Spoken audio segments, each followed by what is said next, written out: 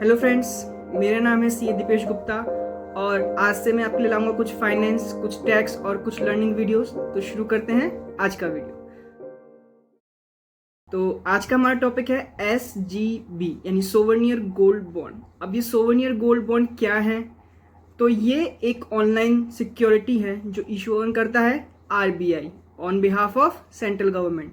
तो सबसे पहले इन्वेस्टर के लिए मेन पॉइंट ये होता है कि क्या ये सेफ हैं? तो हाँ, ये बिल्कुल सेफ हैं क्योंकि इन्हें इशू कर रहा है RBI। अब ये गोल्ड बॉन्ड क्यों?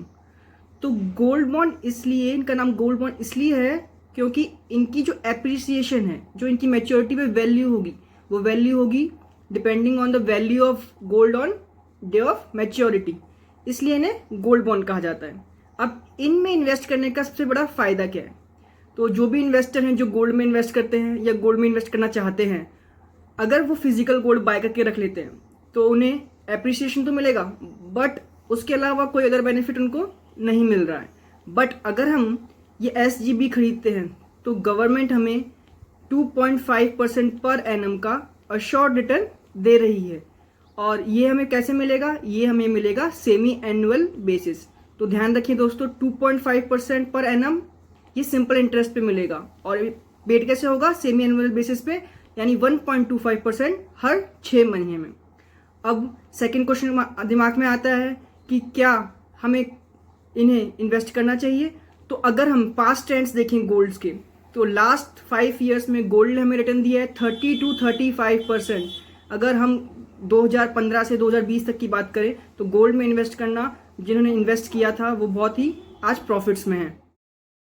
तो अब बात करते हैं हम इन्हें कहाँ से बाय कर सकते हैं। तो RBI ने हमें दोनों ऑप्शन दिए हैं। हम इन्हें ऑनलाइन भी बाय कर सकते हैं और इन्हें ऑफलाइन भी बाय कर सकते हैं। ऑफलाइन हम किसी भी बैंक से के पास जाके या पोस्ट ऑफिस में फॉर्म भर के और कुछ KYC डॉक्यूमेंट सबमिट करा के इन्हें बाय कर सकते हैं। और ऑनलाइन हम इन्हें डायरेक्टली डीमेट अकाउंट से बाय कर सकते हैं। बट ध्यान रखिए दोस्तों, RBI ने हमें ऑनलाइन बाय करने पर 50 रुपीज़ पर ग्राम का बेनिफिट है। जो प्राइस हम अगर ऑफलाइन में बाय कर रहे हैं तो उससे 50 रुपीज़ पर ग्राम हमें, यानी 50 रुपीज़ पर यूनिट कहूँगा क्योंकि ये बॉन्ड है और 1 gram equals to 1 unit, 1 gram equals to 1 unit है। तो 50 रुपीज़ पर यूनिट का बेनिफिट दे रही है। अब ये कब बाय कर सकते हैं? तो RBI ने इन्हें 6 सीरीज़ में बाय करने का ऑप्शन दिया है, जिसकी 3 सीरीज़ अभी तक जा चुकी है। लास्ट सीरीज़ थी जो 12 जून को ही बंद हुई है। अब नेक्स्ट सीरीज जो स्टार्ट हो रही है वो 6 जुलाई से 10 जुलाई के बीच में है। अब इसकी प्राइस अभी तक गवर्नमेंट ने नोटिफाइड नहीं की है जो 4th सीरीज आएगी, बट गवर्नमेंट जो इनकी सीरीज की प्राइस है वो नोटिफाइड कर देगी अराउंड 4 जुलाई के आसपास। और जो लास्ट सीरीज की प्राइस थी वो थी 4677 रुपीज़ पर ग्राम। और मैंने जैसे आपको बताया कि ऑनलाइन बाय करने में 50 रुपीज़ का डिस्काउंट है। तो अगर आप इन्हें ऑनलाइन बाय कर रहे हैं तो प्राइस थी 4627 रुपीज़ पर ग्राम। बात करते हैं इनकी मैच्योरिटी की कि ये कब मैच्योर होंगे, कब हम इन्हें बेच पाएंगे।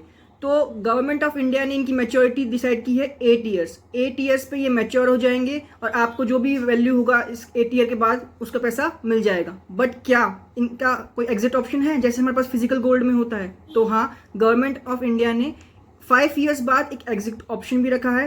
और सबसे मेन बात, RBI ने कहा है कि ये जो बॉन्ड होंगे वो ट्रेडेबल होंगे स्टॉक एक्सचेंज में, यानी जब भी ये लिस्ट होते हैं स्टॉक एक्सचेंज में, आप इन्हें स्टॉक एक्सचेंज में सेल कर सकते हैं और अपना पैसा वापस ले सकते हैं। तो बात करें अगर हम इन लोन के बारे में, तो जैसे फिजिकल गोल्ड पे हम किसी भी फाइनेंस कंपनी में जाके लोन ले सकते हैं गोल्ड को अपन मॉर्गेज करके।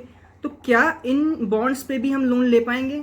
तो हाँ, तो इन बॉन्ड्स को हम, जैसे फिजिकल गोल्ड को हम मॉर्गेज करते हैं, वैसे ही इन बॉन्ड्स को हम मॉर्गेज करके बैंक से या NBFC से लोन ले सकते हैं। अब इनमें फ़ायदा क्या है? फिजिकल गोल्ड में हमें फिजिकली ही गोल्ड को रखना पड़ता है, बट इन बॉन्ड्स में हमें इन्हें मॉर्गेज करना पड़ेगा। दोस्तों अब बात करते हैं हम टैक्सेबिलिटी की। तो जो हमें इस गोल्ड बॉन्ड पे इंटरेस्ट मिल रहा है जो 2.5% पर एनम है, तो क्या वो टैक्सेबल होगा? तो आंसर है हाँ, वो टैक्सेबल होगा। बट क्या उन पे TDS कटेगा?